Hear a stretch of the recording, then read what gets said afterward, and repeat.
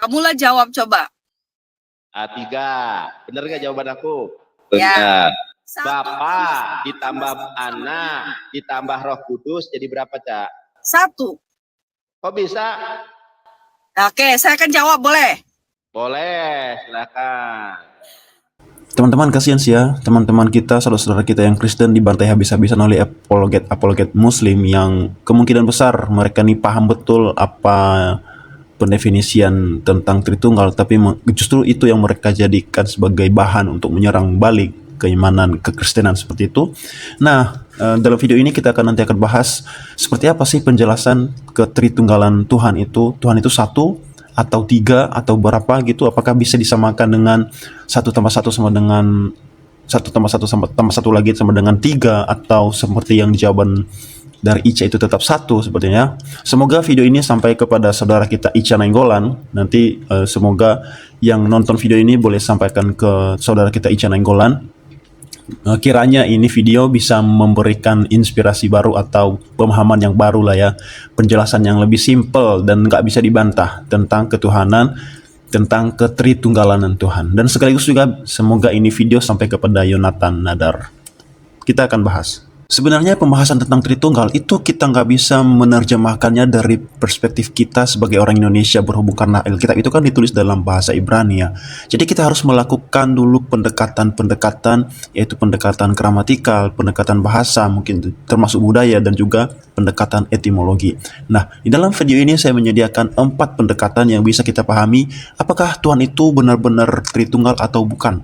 Terus apakah Tuhan itu kita menilai berdasarkan jumlah atau berdasarkan kebagaimanaannya dia.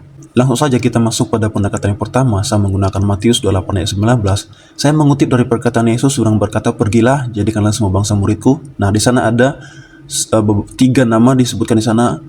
"Dan baptislah mereka dalam nama Bapa dan Anak dan Roh Kudus." Yang secara langsung menjelaskan secara eksplisit ada Bapa, ada Anak, kemudian ada Roh Kudus. Nah, ini menjadi landasan utama dari pemikiran bapak-bapak gereja dengan merumuskan bahwa memang Tuhan itu adalah Tritunggal, yang mana dalam 3 nama ada Bapa, Anak atau Yesus dan Roh Kudus. Ketiganya adalah satu hakikat Elohim atau Allah.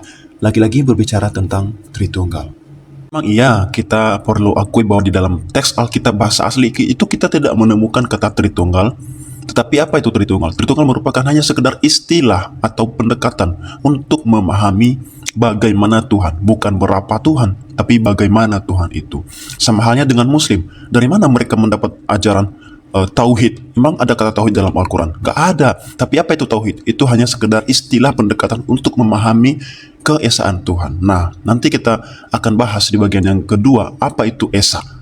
Nah, sekarang coba kita lihat dari penggambaran tentang Tuhan yang diambil dari Ulangan pasal 6 ayat 4 dengan berkata, Allah itu Esa atau Tuhan itu Esa. Nah, coba kita lihat bahwa dalam bahasa Ibrani, satu itu berubah menjadi 2. Yang pertama itu Echad, ya, yang berarti satu kesatuan dan sifatnya kompleks atau plural. Dan yang kedua adalah Yahid atau Yahad. Dan ini benar-benar satu bersifat absolut. Satu benar-benar tunggal, satu gitu ya.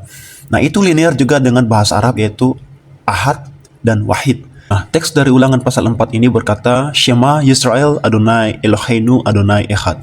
Kita menemukan kata Echad di sana yang berarti bahwa Echad itu merupakan sifat dari Tuhan. Kalau kita lihat dari pengertian secara number tadi, bahwa Echad itu merupakan satu kesatuan yang kompleks dan bersifat plural. Nah, ingat itu bersifat plural ya. Berarti bahwa Tuhan itu tidak bisa dibatasi dengan angka matematika 1. Tetapi dengan sejujurnya Alkitab menjelaskan bahwa Adonai Echad, Tuhan itu adalah Echad, yaitu bersifat plural, bukan tunggal tapi plural ya. Nah, bukankah ini merujuk pada Tritunggal lagi, di mana Echad itu adalah satu tetapi sifatnya plural. Satu bersifat plural. Tritunggal. Nah, menarik bukan? Sekarang coba kita lihat dari nama Tuhan sendiri, yaitu Elohim. Saya sudah jelaskan di awal bahwa setiap kata dalam bahasa Alkitab itu harus diparsing berdasarkan budaya Ibrani atau Yunani. Kita lihat bahwa dalam bahasa Ibrani itu ada yang namanya membedah atau parsing, yang mana nanti hasilnya akan menghasilkan makna secara gender dan juga makna secara number. Nah, nama Elohim itu tertulis dalam bahasa Ibrani seperti ini.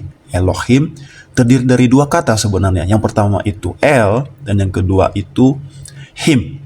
Nah, Elohim. Nah, kita lihat bahwa kata yang pertama itu El itu jumlahnya tunggal dan Him itu jumlahnya plural. Kok bisa dalam satu nama Elohim memiliki dua sifat, plural dan tunggal? Nah, ini kan menariknya di sini bahwa bukankah itu merujuk pada makna kata Esa itu yang tadi, bahwa satu kesatuan yang plural. Jadi ini lagi-lagi bisa merujuk kepada Tritunggal. Bagaimana mungkin dalam satu nama plural tapi tunggal, tunggal tapi plural? Nah, ini merujuk lagi atau merupakan indikasi dari Tritunggal. Nah, sekarang coba kita masuk pada sudut pandang yang terakhir, yaitu sudut pandang secara aksara. Nah, ini butuh perhatian lebih ya. Nah, kita lihat saja di layar. Tahukah kamu bahwa huruf dalam aksara Ibrani itu sekaligus angka atau gabungan antara huruf dan angka atau nomor? Kita kasih contoh. Huruf dalam bahasa Ibrani kan ada Alef, Bet, Gimel, Dalet, Heh, Waw, dan seterusnya gitu kan. Dimana Alef itu mewakili A, Bet itu B, Gimel itu G, Dalet itu D, Heh itu Waw. Nah, kita lihat bahwa Alef itu juga angka 1, Bet itu angka 2, Gimel itu angka 3, Dalet itu angka 4, Heh itu angka 5, dan seterusnya. Waw itu angka 6.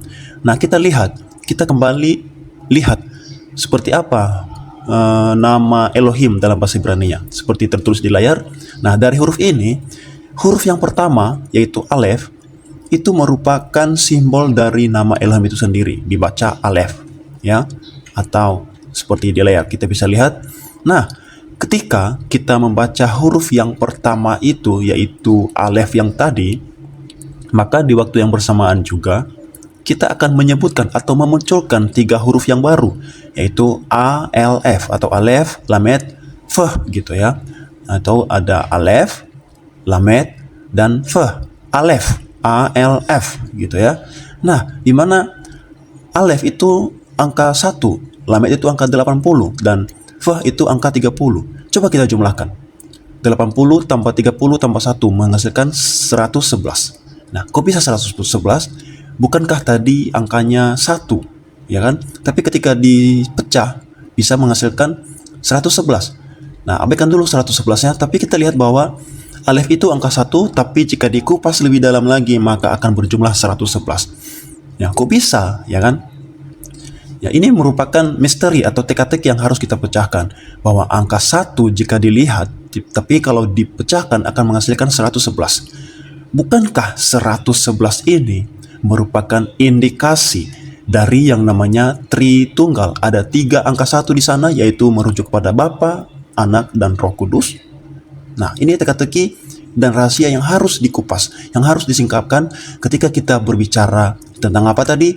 Tentang Tritunggal di dalam hakikat Elohim. Jadi terserah mau bilang Tuhan itu 1, silakan. Mau bilang Tuhan itu juga 3, silakan.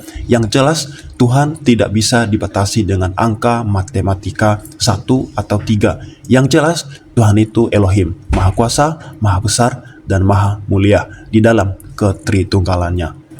Oke, jadi penjelasannya atau kesimpulannya adalah bahwa dari keempat penjelasan saya tadi tentang sifat Tuhan, apakah Tuhan itu 1 atau 3, dari penjelasan pertama sampai penjelasan kedua yang ada nama Esa tadi, penjelasan ketiga ada El dan Him, kemudian penjelasan keempat ada secara gramatikal, di mana semuanya ini tidak ada yang bertentangan tetapi berkesinambungan. Di mana tadi Matius menjelaskan ada 3 pribadi di sana atau 3 oknum, ada Bapa, ya kita B, ada Bapa, ada Putra, ya kan, dan ada Roh Kudus. Semuanya nyambung di dalam satu perintah, ada 3 oknum di sana. Kemudian di penjelasan tentang Esa tadi, di mana Esa ini merupakan sifat, kalau dilihat Esa itu artinya satu, tetapi sifatnya itu plural atau jamak, ya kan?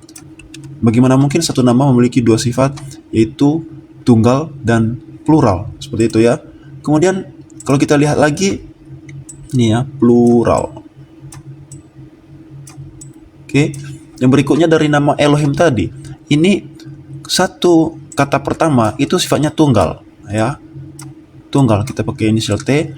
Kemudian satu kata terakhir itu him, itu sifatnya bukan tunggal lagi, tapi sudah masuk pada plural, ya.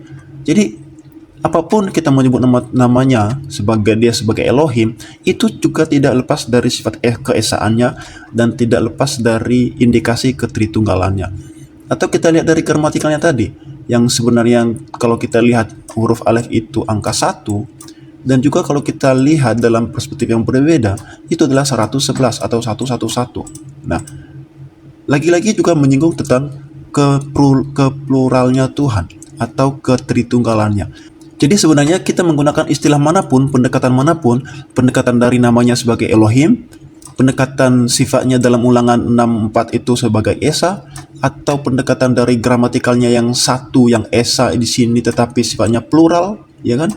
Atau dari Matius tadi yang ada 3 oknum di sana, ada Bapa, Putra, dan Roh Kudus, semuanya menjelaskan tentang Tuhan. Begitu kesimpulannya. Teman-teman, sekian dulu penjelasan dari saya tentang ketritunggalan. Semoga video ini sampai kepada Ica Nainggolan dan juga kepada Yonatan Nadar. Tapi dari video ini ada satu muncul pertanyaan buat saya, buat saudara Muslim dan juga saudara kita Yonatan. Coba jelaskan secara etimologi, secara akar-akar bahasa Arabik, Allah itu kan Ahad. Nah, coba menjelaskan, berikan penjelasan yang lebih rinci, apa itu Ahad? Kalau dilihat dari numbernya, berapa jumlah dari, apakah sifat dari Ahad itu tunggal atau plural?